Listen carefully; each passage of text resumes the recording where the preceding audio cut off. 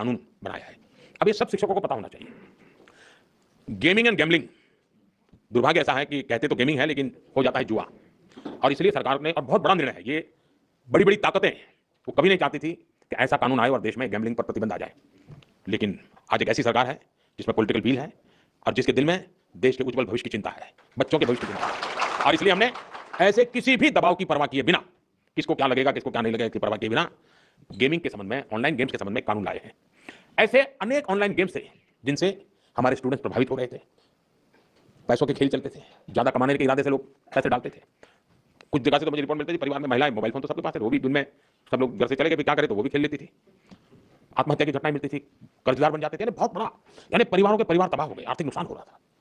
और ये बीमारी ऐसी है कि नशे की तरह लत लग जाती है, गेम्स ऐसी चीजें होती है, और पैसे लूटने वाले तो आपको टैप कर ही लेते, फंसा देते हैं, और ऐसा कंटेंट भी बढ़िया बढ़िया लाते हैं कि कोई भी फंस जाता है उसमें, और सब परिवारों के लिए चिंता का विषय बन गया था। और इसलिए मैं कहता हूं कि ये जो कानून बना है वो कानून अपनी जगह पे है, लेकिन बच्चों को जागरूक करना ये बहुत आवश्यक है। लेकिन माता पिता शिकायत कर सकते हैं, परिस्थिति सुधार नहीं सकते क्योंकि तनाव का वातावरण बन जाता है, लेकिन टीचर उसमें बहुत बड़ा रोल कर सकता है। हमने कानून तो बना दिया है और पहली बार हमने तय भी किया है कि बच्चों के सामने इस तरह का हानिकारक कंटेंट नहीं आएगा। मैं आप सभी टीचर से भी आग्रह करूंगा कि इसको लेकर अपने विद्यार्थियों में जागरूकता जरूर पैदा करें। लेकिन इसमें दो विषय हैं, गेमिंग वो बुरा नहीं है, गैम्बलिंग बुरा है जिसमें पैसे नहीं है। और आपको तो मालूम होगा ओलंपिक में भी इस प्रकार के गेमिंग को एक खेल के रूप में स्वीकृति मिली है।